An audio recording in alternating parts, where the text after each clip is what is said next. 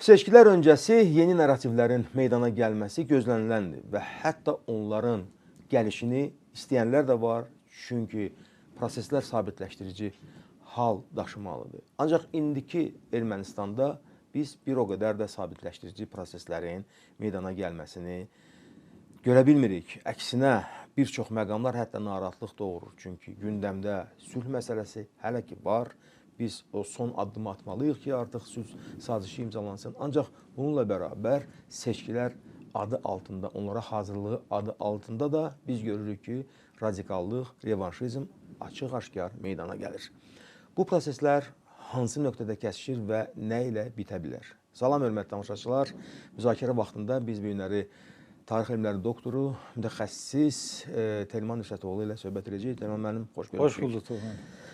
Telman müəllim, mən bilirəm ki, Ermənistan prosesləri, Ermənistan daxili proseslər daim sizin diqqətinizdədir və biz indi qəribə bir haçalanmanın şahidi oluruq. Görürük ki, hökumətin rəhbəri Nikol Paşinyan artıq, belə deyək, çox ümidverici bir imperativləri səsləndirir. Digər tərəfdən parlamentin rəhbərliyi tərs mütənasib mövqe sərgiləyir. Sonra Xarici İşlər Nazirliyi tərəfindən artıq Avropa İttifaqına sorğu göndərilib ki, orada bu hibrid təhdidlərin qarşısını almaqdan ötürü operativ bir qrup gəlsin. Bax, bunlar hamısı bizə nədən xəbər verir? Ümumiyyətlə, Ermənistandakı daxili vəziyyətlə bağlı hansı ssenari üzrə proseslər təşkil olunub?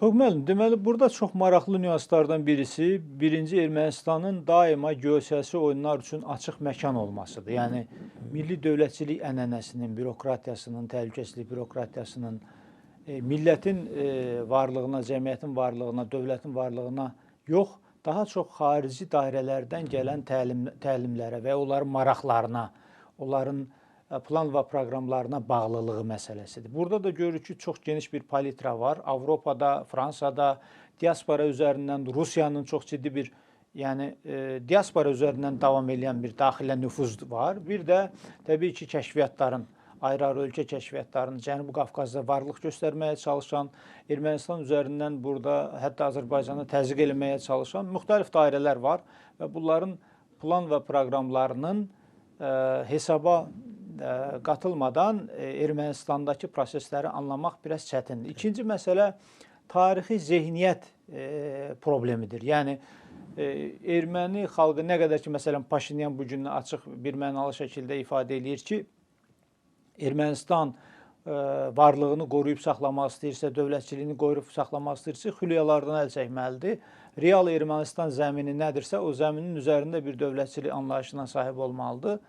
Və bütün o uydurulan soyqırımdan tutmuş, anlayışından tutmuş, işğalçı siyasətə qədər Qarabağla bağlı Azərbaycanın daxil işlərinə qarışmaq, ərazi iddialarında bulunmaq, bunlar Ermənistanı daha böyük fəlakətlərə gətirə bilər. Amma bunu da Paşinyan könüllü olaraq gəlməyibdir bu nöqtəyə. Yəni, Azərbaycan ordusunun aparmış olduğu əməliyyatlar, Azərbaycanın gücü, bizim diplomatiyamızın belə deyək, təsirləri və bunlar gətirdi bu vəziyyəti ortaya qoydu. Məcburi bir anlayışdır və Paşinyan hakimiyyətini də qorumaq üçün başqa bir ritorikanın üzərində siyasət apara bilməyəcəyini bildiyinə görə sülh ritorikasına yatırım eləyərək. Baxın, erməni xalqına göstərmək istəyir ki, baxın, qarşı tərəf əgər Köçəryan cəbhəsi qalib gələrsə, bizi yenidən Rusiyanın forpost edəcəklər daha çoxdur. Yəni, bugün təbii ki, Rusiyanın Ermənistan üzərindəki təsiri davam edir, amma daha çox biz onların əlində oyuncaq olacağıq.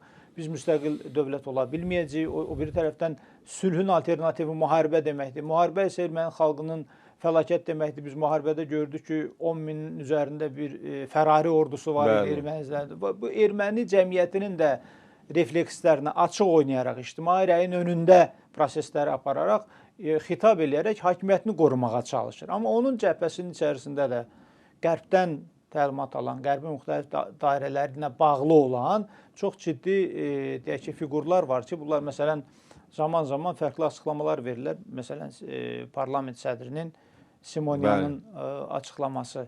Türkiyə ilə Azərbaycanla bağlı bir tərəfdən normallaşma ritorikasını və ya siyasətini, gündəmlərində tutduqlarını bəyan edirlər. O bir tərəfdən isə Məsələn, Paşinyan özü qeyd edir ki, 60-cı illərdə o soyqırım abidəsinin Ermənistana gətirib qoyulması Soyuq savaş dönəminin paradigması içərisində Türkiyəyə təzyiq eləmək üçün erməni kartından. Yəni bu erməni kartından zaten dövlətlər həmişə istifadə ediblər. Bunu ifadə edir. Amma o biri tərəfdənsə məsələn Simonyan parlament sədri qeyd edir ki, güya Azərbaycan diaspora üzərindən, Türkiyədəki diaspora üzərindən Türkiyəyə təsir eləyir və Türkiyə Ermənistanla normallaşmağa gedir. Azərbaycan mı deyir ki, siz gerbinizdən Ağrı dağını çıxartmayın?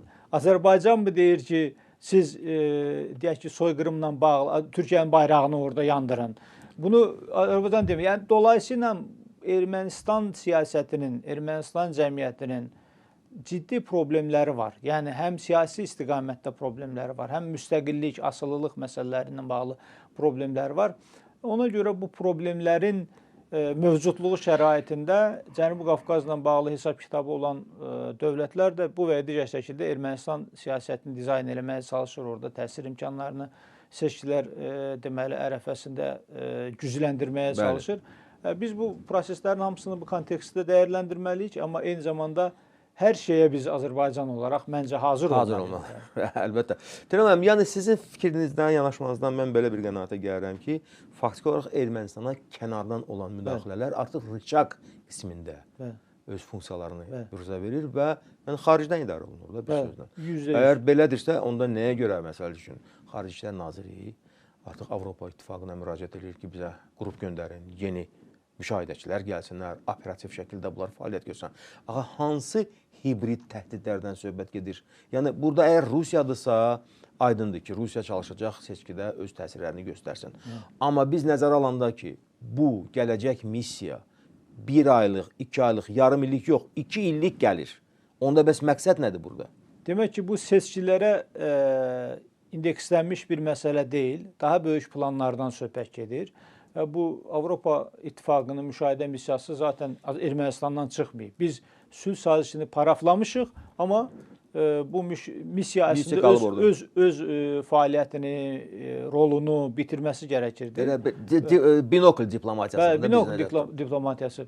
Bu da göstərir ki, bütün bunlar hamısı Azərbaycana, Türk dünyasına, Türkiyəyə, burada yeni yaranan geosiyasi şəraitə təsir etmək üçün Avropa mərkəzləri, yəni bu Avropa yeri gələndə ən üst mərtəbədə rol oynayan və ya vəzifəyə sahib olan şəxslərin dilindən belə qeyd edirlər ki, məsələn, Afrikada, Balkan coğrafiyasında bizim varlığımızı davam etdirməmizin önündə Çin, Rus və Türk də. Halbuki Türkiyə məsəl üçün deyək ki, Avropa İttifaqından namizəd ölkədir. Yəni adamlar bizi, Türkiyəni, Azərbaycanı, Türk dünyasını öz deyək ki, siyasi hədəflərini reallaşdırmaq üçün bir coğrafiya olaraq görürlər və bizlə müstəqil bir siyasət aparmaq yerinə daha çox təzyiq rıçaqlarından istifadə etmək, Ermənistan kimi ölkələri bizə qarşı kart olaraq istifadə etmək, tarixən də bunu bu şəkildə eləyiblər, siyasəti icra edirlər. Avropanın bu mənada yanaşması bundan ibarətdir. Düzdür, orada Rusiya amilində deyək ki, ön plana çıxartmağa çalışırlar. Amma hər kəs bilir ki, Rusiyanın Ermənistan daxilində Paşinyan olmur, kim olursa olsun, çox daha böyük təsir imkanları var. Yəni Ermənistanın demək olar ki, bütün hərbi təhlükəsizlik bürokratiyası Rusiya ilə bu və ya digər şəkildə əlaqəli olan insanlardan ibarətdir. Ermənistan qazından tutmuş, hərbi bazasından tutmuş, digər istiqamətlərə qədər hər yerdə bu Rusiya təsirini görmək mümkündür və ona görə də Rusiyanın təsiri adı altında hər hansı bir orada müşahidəsi missiyası bulundurmaqdandırsa, Ermənistanı Azərbaycan və Türkiyə ilə həqiqi mənada, real zəmində normallaşmağa, sülh sazişini bir an öncə imzalamaq üçün onun önündə əngəl olan o konstitusiya dəyişikliklərini həyata keçirməyə, digər istiqamətlərə təşviq eləmədilər. Nəinki bura nüfuz eləyib Ermənistan üzərindən bizi, ondan sonra yeri gələndə Rusiyanı dəngələməyə çalışmaq və ya bizə və Rusiyaya qarşı Ermənistanı istifadə eləməyə çalışmaq. Bu təbii ki, bu yol deyil. Bəli. Tərman müəllim, hələ bu azmış kimi may ayında artıq Fransa prezidenti Emmanuel Macronun da demək İrəvana səfər olacaq. Və biz görürük ki, burada siz bayaqları parlament rəhbərliyinin mövqeyinə toxundunuz qısaca. Amma biz görürük ki, xarici ölkələrin, xüsusilə Avropa ölkələrində, parlamentlərində artıq özünə məxsus bir canlanma var. Yəni Ermənistan tərəfində və daha çox da belə deyək, Qarabağlılar narrativi gündəmə gətirilir. Bir yandan Nikol Paşinyan deyir ki, Qarabağ məsələsi bizim üçün artıq keçmişdir, biz ona qayıtmırıq. Digər tərəfdən isə biz görürük Belçikada, Niderlandda, Fransada parlament dairələri artıq yeni qətnamələr, layihələr irəli sürürlər, yeni qərarlar qəbul etməyi təklif edirlər və s. Və nəhayət dediyim kimi Emmanuel Macronun da bura gəlişi bölgəmizə, Ermənistana. Bu nə ilə bağlıdır? Yəni bunlar, bax bu elə həssas bir məqamda, seçkilərin hazırlandığı məqamda bunlar çalışacaqlar indi artıq Ermənistanın xarici siyasətinə yeni bir narrativ gətirsinlər ya yox? Bilirsiniz, birinci diasporanın varlıq səbəbidir düşmənçilik. Yəni Azərbaycana qarşı, Türkiyəyə qarşı nifrət və düşmançılıq siyasəti bunların varlıq səbəbidir və Fransada, Amerikada diaspora heç bir zaman bu hədəfindən geri çəkilməyəcək. Bunlar 100 il əvvəlki saxta, yalan, belə deyək də, tarix uydurmalarına əsaslanan bir soyqırım ədəbiyyatını ortaya atdılar.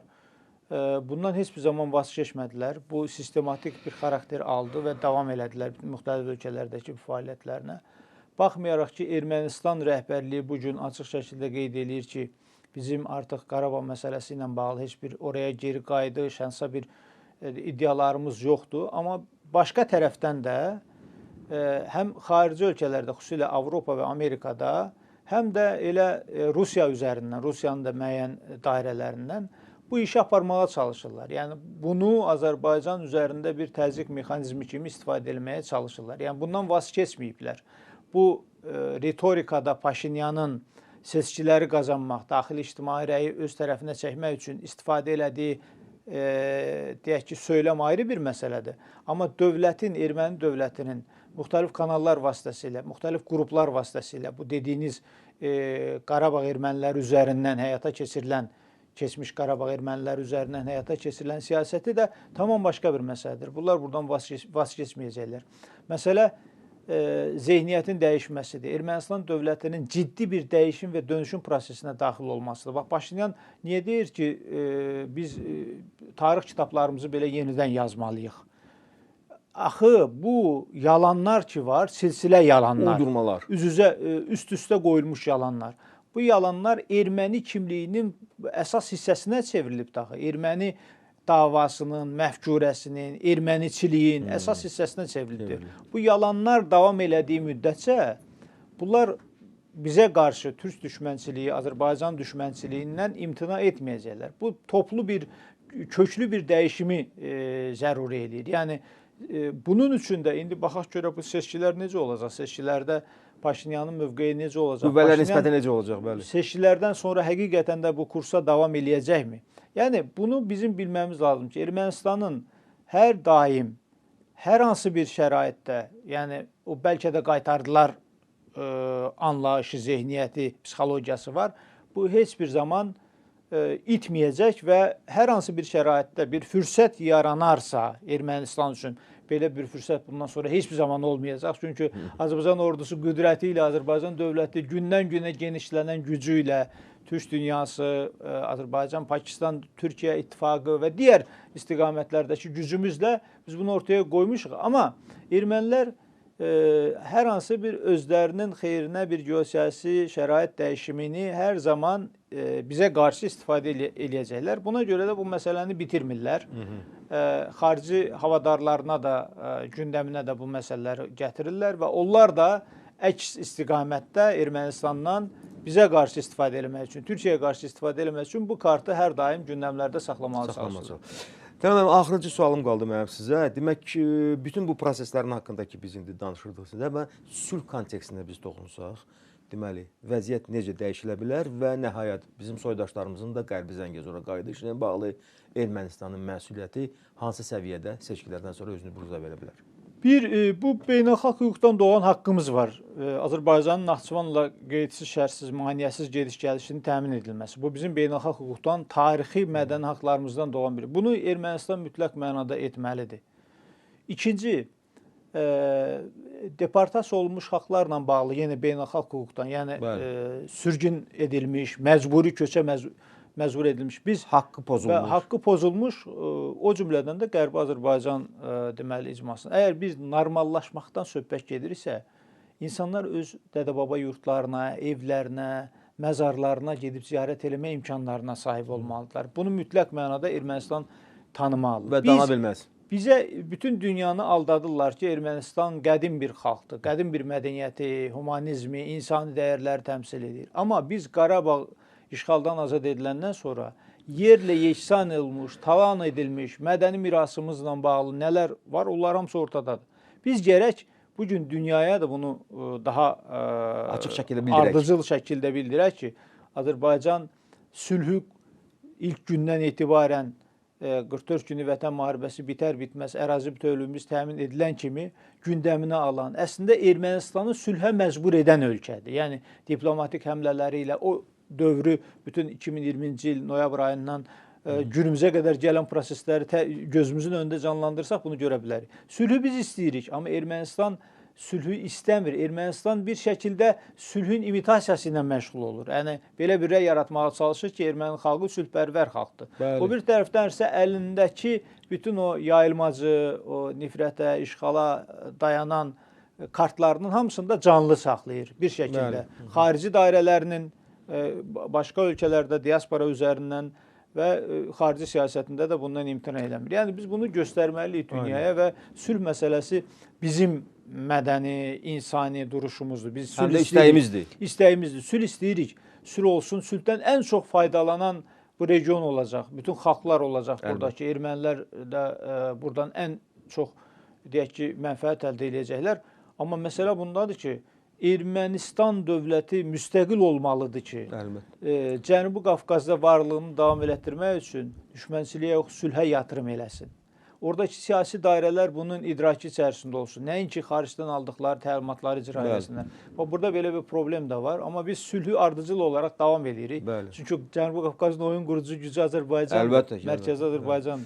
Və əlbəttə ki, subyektliyini təsdiqləmək onların marağında olan məsələdir və onlar yadlarından çıxarmalı deyirlər ki, indi məsəl üçün Avropadan hər hansı bir müşahidəçi qrupunu dəvət edirlərsə və bunu təhlükəsizliyin qorunması ilə izah etməyə çalışırlarsa, bilirsiniz, təhlükəsizliyi burada biz özümüz qorumalıyıq. Bəli. Azərbaycan olaraq siz buyurdunuz ki, bəli, biz əsas yükü biz daşıyırıq, bəli, və Ermənistan da bizim gücümüzə, təpərimizə bəllidir. Yəni artıq bələddir daha doğrusu.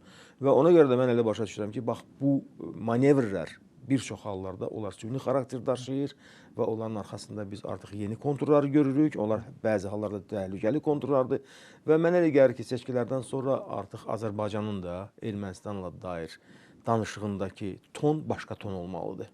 100%. Mən də o qənaətdəyim ki, bu seçkilər önəmlidir. Yəni bir referendum xarakterdə daşıyır. Xalqın rəyi nədən ibarət? Bəli. Yəni hansı siyasi zəmində, zaten siyasi hakimiyyətdə bu Paşinyanın ritorikasının arxasında dayanan siyasi güc o qədər də güclü deyil. Yəni bürokratiyada, təhlükəsizlik, müdafiə şeyində bütün parametrlər. Amma xalq da əgər bu işə dəstək verməsə, xalq da normallaşmağa, sülhə səs verməsə, bu o deməkdir ki, bu zehniyyət Ermənistanı daha böyük fəlakətə aparacaq. Əlbət. Və regionda sülhün önündə də dövlətlə bərabər, siyasətlə bərabər xalq da məsuliyyət daşıyan bir deməli tərəf olacaq. Amma Azərbaycan hər halıyla birinci sülhü quran zehniyyət olaraq, insani olaraq sülhün bərqərar olması üçün sadəcə bu regionda deyil, Azərbaycanın siyasətinə baxırıq. Bugün Zelenski təsadüfən demir ki, biz istəyirdik ki, Rusiya ilə Ukrayna danışıqları Azərbaycanda olsun. Türkiyə-İsrail danışıqlarını Azərbaycanda elədik. Amerika-Rusiya danışıqları yer gələndə bizdə olmuşdu. Biz qlobal mənada sülh qoruyucu, sülh qurucu ölkəyik. Amma məsələ bundadır ki, Ermənistan əgər bu işdə deyək ki, pozucu bir siyasətə, mövqeyə gəlib çıxacaqsa, Toğrul müəllim, Azərbaycan ordusu 44 günlük vətən müharibəsindən daha güclüdür. Bəli. Komanda birliklərimizlə, güclü ordu və texnologiyamızla, hər şeyimizlə. Azərbaycan dövləti və cəmiyyəti də artıq beynəlxalq ictimaiyyətə də göstərir ki, biz sülhdən yanayıq, amma seçim onlarındır. Bəli. Və özləri əlbəttə ki, öz sözlərini desinlər qətiyyətlə və bildirsinlər ki, həqiqətən də onlar sülh məfkurəsinə sadiqdirlər. Amma bu oyunbazlıq heç kəsə lazım deyil. Çox sağ olun Telman müəllim. Minnətdaram. Çox maraqlı yanaşmaya görə və təşəkkür edirəm ki, öz fikirlərinizlə bölüşdünüz. Təbii ki, biz bu proseslərin hamısından demək olar ki, nəticələr çıxarırıq və indi qonağımızın da artıq fikirlərindən biz anlayırıq ki, nələrin baş verməsi ilə bağlı aydın fikirlərimiz var, qənaətlərimiz var, amma bu qənaətlərimiz təbii ki, Ermənistandakı seçkilərdən sonra bir qədər də artacaq, həm mahiyyət etibarilə, həm də keyfiyyət belə deyək etibarilə və təbii ki, bizim bütün variantların hamısına hazırlığımız yüksək səviyyədədir və biz bacardığımızı eləyəcəyik. Bu qədər. Çox sağ olun, hörmətli tamaşaçılar. Bir daha xatırladıram ki, mənim bugünkü qonağım alim, tarixşünas Telman Nüsrətoğlu idi və biz qonağımızın fikirlərini çox diqqətlə eşitdik, izlədik və bundan sonra da Ermənistanla bağlı müşahidə qabiliyyətimizi gücləndirməliyik. Bu qədər. Salamat qalın.